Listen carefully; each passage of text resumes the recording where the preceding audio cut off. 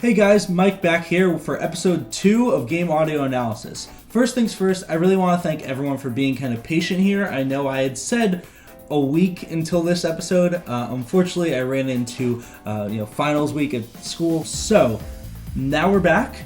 We're going to do this episode. These are videos I want to continue to make periodically, absolutely. I'm not sure the period right now. That'll probably get decided along the way. And like I promised, we're going to talk about ways to make your loops in-game sound more interesting. There's two really good ways of doing this that are tried and true. There are a bunch of other ways, of course, but these are two simple and effective ways. The first of these methods is known as vertical layering. Let's say you write a song.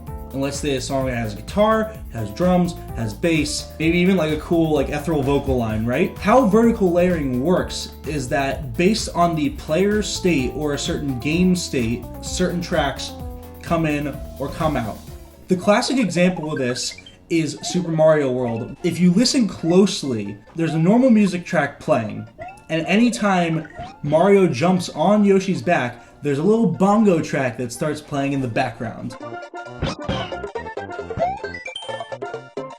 It's his signifier. It's almost like a leitmotif, similar to the Imperial March for Darth Vader. Not quite as epic, of course. One of the most recent examples I found out about is the Little Big Planet series. Composer for those games, Winifred Phillips, she actually composes, I think it's at least 6 tracks per level. And the thing that's unbelievable about these tracks is that each instrument or section can stand alone or intertwine with all the other instruments.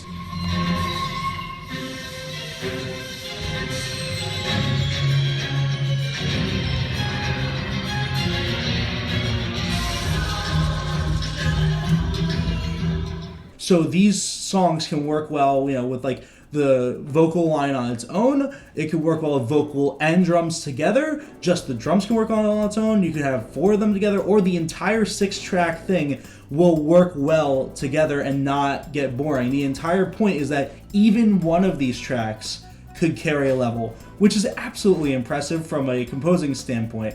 Now, I'm not trying to say that you should jump for that right away. Even doing something as simple as a player-based state similar to Super Mario World is really good for making your loops more interesting. It's still extremely useful with not a great amount of effort. The best way to implement this kind of technique is through audio middleware such as Wise, which is spelled W-Wise. I'll leave a link to that below. And there's also Fmod, which I'll also leave a link to below. There's another one I've heard of called Fabric, which I haven't personally used, but I've also heard is quite useful. Another game audio technique for layering and making your loops more interesting is called horizontal layering. The idea of horizontal layering is that you have a music track that has multiple different parts to it. It's almost like having different sections to a song. If you think of pop music, for instance, it would have an intro and a chorus and a verse and a bridge, etc., etc. Let's say you have the quote-unquote verse section. This is supposed to be the main part. And so you have that playing and going along, but let's say the player runs into some other situation that, is a big change in the game. Like, oh my god, they all of a sudden got into a fight with some enemies.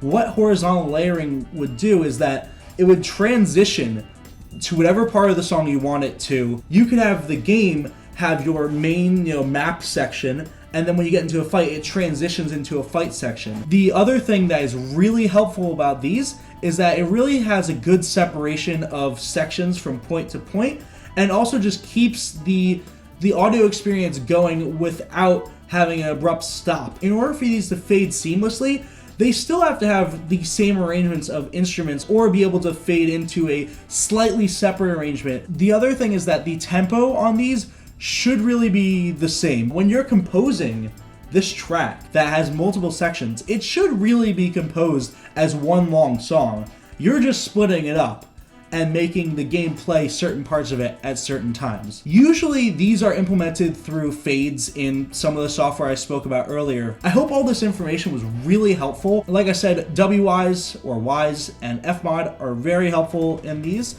There's a bunch of tutorials online. If you'd like to keep track of these videos and make sure when that next one goes up, you can hit the subscribe button down below. You can also go to my website, check that out. And also, you can follow me on Twitter. I'm probably going to be posting these there as well. In the meantime, have a great rest of your day, guys, and have a happy holidays.